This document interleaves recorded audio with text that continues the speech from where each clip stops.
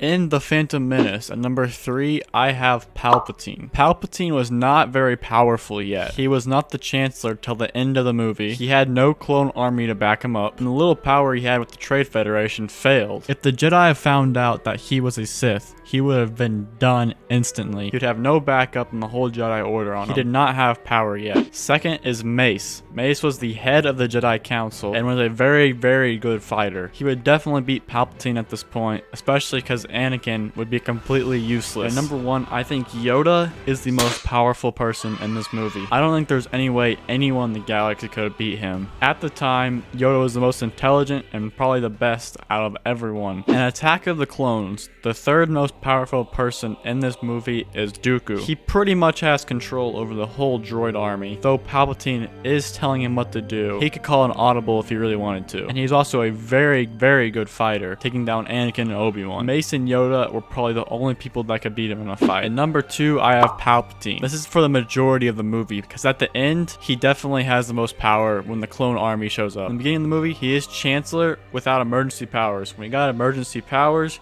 got the clone army, I think he jumped to 1. For the majority of the movie, he was not there yet. And the most powerful is still Yoda. I still don't think anything would have beat Yoda at this point. He destroyed Dooku. He only lost that fight because he had to save Anakin and Obi-Wan. He still had the most knowledge. He was still the most powerful until the end of the movie when Palpatine was probably going to be number 1. For the majority of the movie, Yoda is the most powerful one. For the Clone Wars, number 3 goes to the daughter, number 2 goes to the son, and number 1 goes to the father. They are just completely overpowered. They literally are the Force. No one could beat them except the other ones. There's no power close to equal to any of these. They were literally so overpowered. These 3 were easy to pick out. For Revenge of the Sith, at number 3, I put Mace Windu. He is still very good fighter, obviously beating Palpatine, only losing because of Anakin. But ultimately he did die, so that's not very powerful. At number 2, I have Yoda. He's above Mace because, well, even though he did lose to Palpatine, he survived Order 66. Which puts him up there. I mean, he had the foresight to see that Order 66 was coming right before it happened to save himself. He had a lot of power, but not more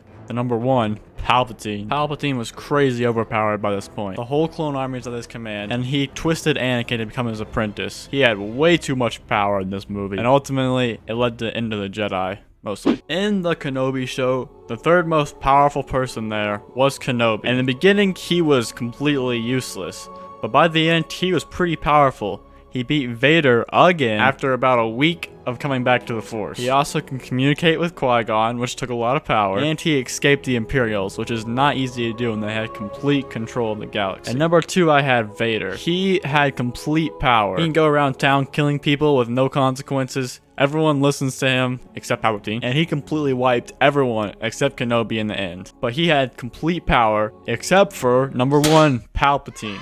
He controlled the galaxy at this point. There's really not much more power you could possibly get. It's pretty obvious. He was the most powerful person. And yes, he did show up here, so he disqualified. For Solo, I kind of actually had a hard time to think about who had the most power. The main ones like Palpatine, Vader, and just some random Jedi never really showed up. So I decided to go with everyone in Crimson Dawn, starting with number 3, Kiara. She was second in command to Dryden Voss, and by the end, she was actually second in the Crimson Dawn. Number 2 would be Dryden Voss, because he was second in the Crimson Dawn gang, or whatever it was. And that leaves number 1, Maul, who was in complete control of Crimson Dawn, which seems like the only real power that we see in this movie. In Rebels, number 3, I had to get the Thrawn. He may not actually have more power than other guys like Vader, but it'd be a crime to mention Rebels power and not put Thrawn. He was so tactical and so dangerous. He had to have power. I just could not make a power list and leave Thrawn off of it. But Thrawn ultimately was not more powerful than number 2, Palpatine. Like always, Palpatine had complete control of the galaxy, yada yada yada. We've heard it before.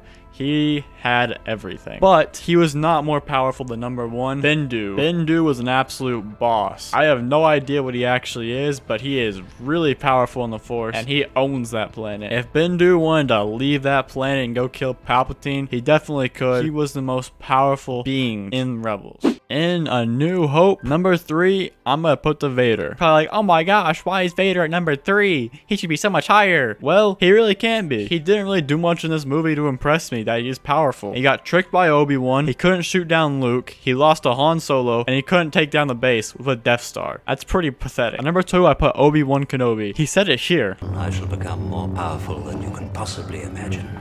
He literally just called out Vader and said, I'm more powerful than you. And for that, I'm putting him above Vader. He became pure force, and in my book, he beat Vader in that fight. For the most powerful person in this movie, I put Grand Moff Tarkin. If you're confused why it's not Palpatine, Palpatine actually never showed up in this movie. He was mentioned, but he never showed up. Tarkin had so much power at this point. He was more powerful than Vader. He had control of the Death Star. Complete control, and he kind of controlled Vader to do what he wanted. He had so much power he could go blow up planets like he did Alderaan, and only one person could have said no, and that was Palpatine, and he didn't show up. So Tarkin is the most powerful person in this movie. If you disagree, yell at me in the comments, and I'll probably yell back. It'll be a fun little fight, so go comment why you hate me. The next movie, Empire Strikes Back. Number 3, I have Luke. Luke is a Skywalker.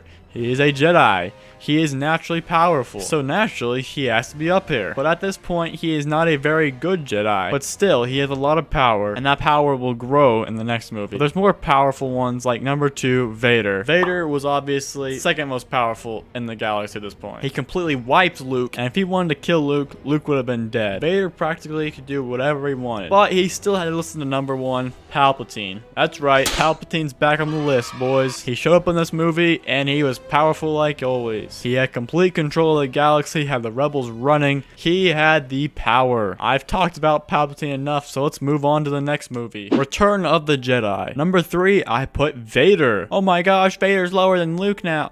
Yep, that's right. Luke took his spot. Luke beat him in a fight. He beat him one-on-one. He tricked him. Boom, Vader, you lost your spot, you idiot. You did not have more power than Luke. So obviously number 2 is Luke, but number 1 still goes to Palpatine. He had another Death Star, he had ultimate power, but he's a little too egotistic, which led to his end when Vader chunked him into the giant chasm, leading to his death forever. Forever.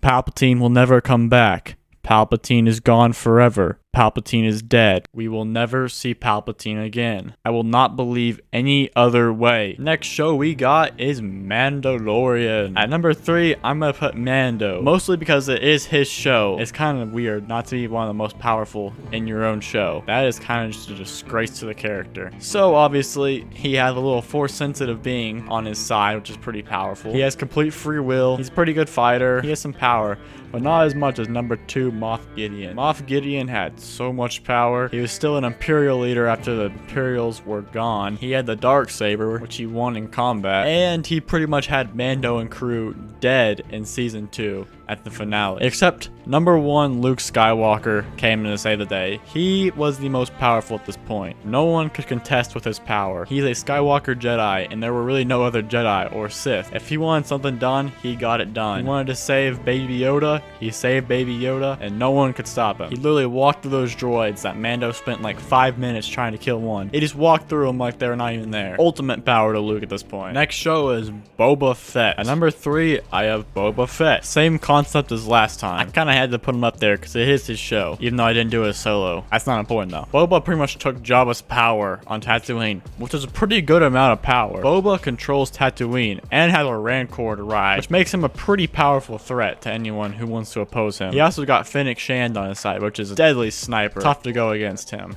He has good power. At number 2 is Ashoka. Ashoka was very powerful Jedi at this point, and she probably should have been number 3 in Mando, except I put Mando there instead. Ahsoka was the second most powerful Jedi, only behind number 1, Luke Skywalker. Again, I already explained it, so I won't explain it again. It's the same point in time as the last show, so it's literally just the same. Nothing changes. He's still the most powerful in the galaxy at that point. This part of the video was filmed after Ahsoka episode 4, so whatever I'm about to say is about to be completely irrelevant. With that out of the way, at number 3, I put Balin. Number 2, I put Thrawn. And number 1, I put Anakin. I'm not even going to try to explain it because whatever I say is going to be completely irrelevant in the next 4 episodes. Next up, we have The Force Awakens. Woo, we're into the sequels now. I love the sequels. Number 3, we have Leia. She was control of the Resistance at this point, and she had a lot of power in the Resistance, obviously blowing up the whole Death Star planet thingy. But who had control of the big Death Star planet thingy was number 2, Hux. Hux had control of the big Death Star planet thingy, which makes him the second most powerful in the galaxy, only behind the one who controls him, number 1, Snoke. It's pretty obvious who has the most power in this movie.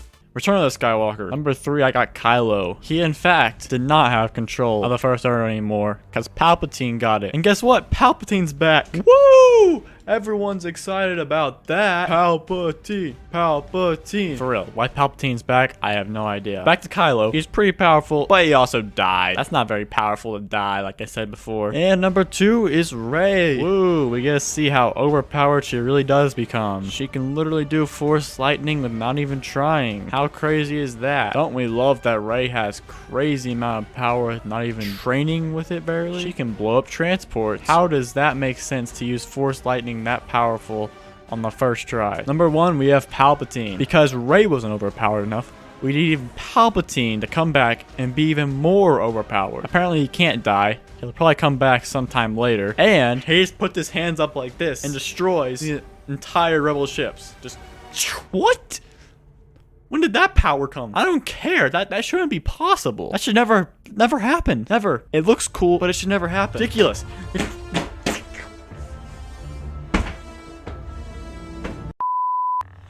I'm sorry you had to see that, but this is the end of the video. If you enjoyed, like and subscribe. It would help me out a lot. Also, comment why you hate me down in the comments. I really enjoy reading all the hate comments, so keep sending them my way. Alright, see ya.